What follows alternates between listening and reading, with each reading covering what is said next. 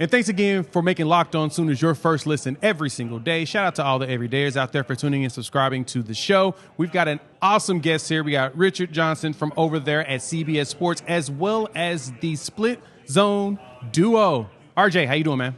Doing good. It's great to be here. It's great to be talking ball. The SEC Media Days feels like close. It feels like it's the first day of school. You're seeing a lot of people you haven't seen in a long time. It's good to be back. I've had a few people say that, actually. That's the thing that cracks me up. They're like, I like it, but also hate it at the same time because I'm tired. I'm tired of being here, but at the same time, I get to see the faces I only see on the internet. So I get to meet a celebrity, which always makes me excited or whatnot. Where's the celebrity? I don't. We just turned the camera to you, actually. Here, so. Right there. That's what we're talking to. All right, let's talk a little bit of ball. First and foremost, as you know, Oklahoma Sooners joined the SEC last year, and it was awful. But I think there were silver linings there. Talk to me about the way you look at Oklahoma going into this season in comparison to what they did last year. Well, look, it's physically impossible to have the wide receivers injuries that they had last year again this year. That is just not going to happen. They are going to have capable, able bodies at the wide receiver position. You have to guess.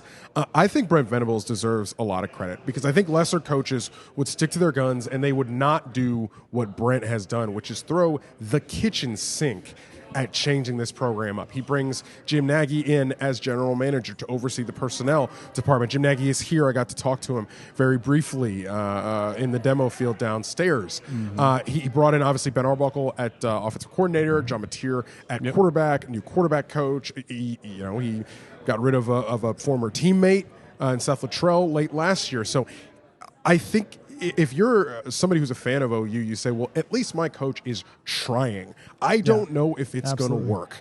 I know the defense is going to work. That's one thing that I think I set my watch to, but it worked last year and it was not really a great season. Well, I think you sleep easy at night thinking that at the end of the day, Brent Venables is going to try to do everything he can to make this program successful. Yeah, because of that defense, the offense really only has to kind of work.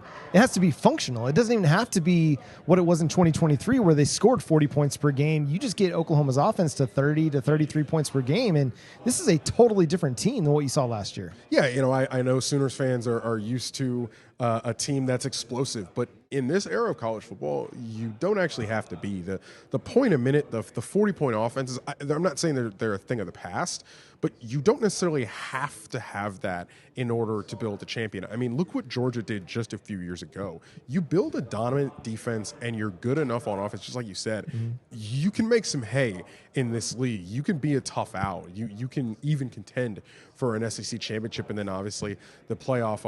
Look at Tennessee last year. Like Tennessee's identity shifted and people didn't really realize it. And quite frankly, that was Oklahoma's fault. I mean, Oklahoma put the blueprint out for how to nerf that Tennessee offense, and then other teams used it.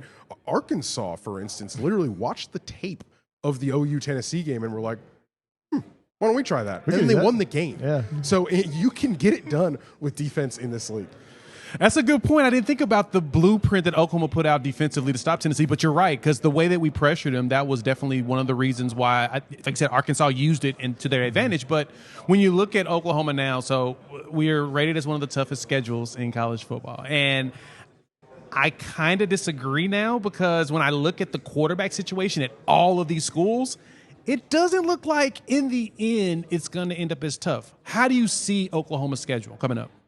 I sort of shrug when anybody says an SEC schedule is hard. Like, congratulations. You're in a 16-team league. You just added Texas and Oklahoma. Your schedule is going to be hard. Right. Obviously, Michigan, they have the Michigan game early in September that they have. We'll see what Michigan is. Frankly, I kind of think Michigan and them are kind of mirror images as programs that kind of need to find their footing and need to find their identity in new eras. But you just don't know how good a team is going to be in November. I mean, look at Florida, for instance. Everybody thought that Florida schedule was murderer's row last year, and then LSU's not as good as you thought. Ole Miss is not as good as you thought, and Florida beat those two teams and gave Georgia a run for their money before DJ Lagway got hurt. So, yes, the helmets on the schedule look difficult, but welcome to the SEC. And part of what makes Oklahoma a tough test and a difficult out for a lot of these teams is going to be what they bring back along the defensive line. I mean, that's a good group that is pretty much stuck together, and they added Marvin Jones Jr. to add another pass rushing threat to Oklahoma's defense. Do you think that they can have a repeat performance of what they did last year? Yeah, I actually had our Mason Thomas one-on-one earlier on our set over at CBS Sports on the other side here. He's a really, really fun guy to talk to, and that is an explosive pass rusher. I mean, this guy makes big plays at big moments. I mean, you look at the Auburn game, look at the LSU game last year when he had that scoop and score. I mean, this is a big-time player now, and to be able to have that threat off the edge, he's explosive. He told me he's added about 10 pounds. To stand up a little bit better against the run. Obviously, he's got great pass rushing ability, moves, bend, physical tools. But to be a little bit better for him against the run, I think is going to be key for this Oklahoma team. I have no questions about Oklahoma on defense. It's a Brent Venables defense. I think you set your watch to it.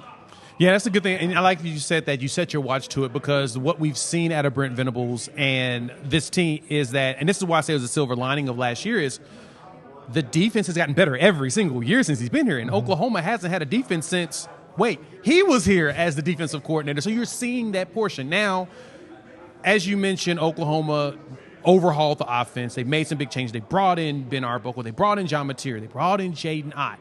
Let me ask you this, because this is a similar blueprint to what Vanderbilt did with Diego Pavia. Can Oklahoma, quote-unquote, catch lightning in the bottle, similar to what Vanderbilt did by turning themselves around with a new quarterback and new offensive coordinator? Yeah, remember, he's a mobile quarterback. So if he's not that good throwing the ball, they have a different dimension to their offense that can be a +1 in the run game. I forgot to mention Jaydn Ott. Jaydn Ott, one of the best running backs in the country last year, was a little bit hurt, and so he didn't really put up the numbers, but that guy can go as well. That was a big coup out of the transfer portal late on there for Oklahoma to get him in the spring. So, yeah, they've got the pieces on offense. I am interested in what this attack looks like. I think they're going to try, I would guess, for something that's a little bit more of a ball control, play defense approach, and I think they're going to be execute it with Arbuckle kind of manning the controls of the offense there, and Mateer's legs with Jaydn Ott. If that's the blueprint, I think there's cause for optimism for Oklahoma, absolutely. Well, and just like it starts up front on the defensive side of the ball, it's going to have to start up front on offense as well. Can that offensive line, can they rebound from what was a disastrous year last year? Yeah, easier to run block than it is to pass block, so you hope so. But, when you get into these games, like, let's say you get into Red River and it's a shootout, how much firepower do you have on offense? Obviously, they didn't have any last year because all the wide receivers were hurt. So what can you do? It's all well and good if you're going to get into a rock fight against Tennessee, if you're going to have Alabama give you a whole bunch of gifts in turnovers in that game. That's nice when you have control. The true test, obviously, will be if things get kind of pointsy and somebody's able to have some success against that Brent Venables defense in a game. Can you keep score? Can you keep up? So let me ask you this question. Based upon the schedule, again, I talked about tough it is. I still got questions about that. Which game do you think, outside of Red River, which is always a crapshoot, which game do you think is probably going to be the toughest game for Oklahoma this season? I look at the Michigan game as an early just measuring stick. Like, it's early on. Michigan's going to come in trying to establish an identity. Michigan's going to come in trying to gain a foothold on the season. I'm very, very curious about how that game sets up. I'm really curious about how those two teams face off. Who's your favorite in the SEC right now? My favorite is Texas. I'm sorry to your listeners. I'm sorry. It's okay. But my favorite is Texas. But Texas why? is my SEC favorite. Texas is my national championship favorite. Besides Oregon, if Texas is able to figure it out on the interior defensive line, and that is a big if. But for 3 years in a row, they've taken three sort of different approaches to building that defensive front. This year, they're using some portal parts and some young pieces. If they're able to figure it out, that's a roster that doesn't have many holes, if any. And I think Arch Manning, who, as far as I'm concerned and everything I hear, is as advertised. Good luck. Good luck. Texas is his favorite. It's okay. So where do you rank Oklahoma going into this season in the SEC? I think there's a tier. That Texas is in by itself. And I think there's this Georgia, this Alabama, this maybe LSU tier as well, if LSU is able to get its own transfer portal parts to gel. And then there's this tier of sleepers it's got A&M in it, it's got Florida in it, it's got Ole Miss in it, depending on how good you think Ole Miss is in, Tennessee as well. Then I think you get to Oklahoma. Then there's that. But then again, like, you look at this league, somebody's got to finish 8th in this league. All right, it's a 16-team league. It is a massive conference. Somebody's got to be not as good as they think, and that's what happened to Ole Miss, for instance. last year, even though they beat Georgia. That's what happened to Ole Miss, for instance. What happened to LSU? Like, someone's got to be not as good as everybody thinks they are. Now, can Oklahoma jump up because of what they have? Yeah. Do I think Oklahoma will probably be better at the end of the season than they are at the beginning? Yeah. And I think that's about development. I think that's about a new offense gelling and complementary football and how that works. Who's a team that everybody's kind of sleeping on, not giving a whole lot of respect to, that you think could end up in that, maybe that top 6 echelon? I do think it's Florida. Okay. I mean, if DJ Lagway hits the ceiling, he's a Heisman Trophy contender, flat out. Yeah. And if you've got that on your team, you're going to be a very tough out. I think Florida, if Florida has a season that is reminiscent of South Carolina last year, which is to say if they're competing in November for the periphery of the college football playoff, I don't think Florida's going to make it. But I do think if they're in the mix on November 20th, I think you sit back as a Florida fan and you say, all right, that's a tangible step forward. I mean, if there's a 3-loss team that could ever make the college football playoff in the 12-team era, maybe this Florida team is it, because that schedule is it'll be an SEC incredibly team. Yeah. daunting. It'll be an SEC team because of the schedule. Yeah. I think Yeah. so.